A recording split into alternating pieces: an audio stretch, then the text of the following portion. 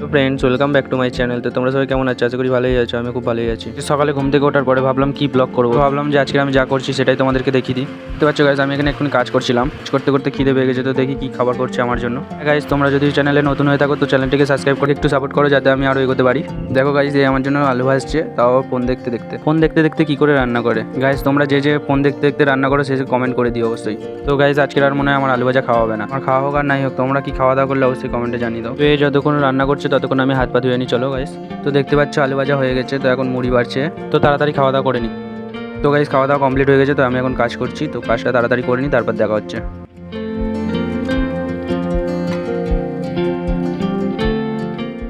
তো গাইজ, কাজ কমপ্লিট হয়ে গেছে, তো আমি এখন চলে এসেছি ওপরে। দেখো গাইজ, জল পড়ছে।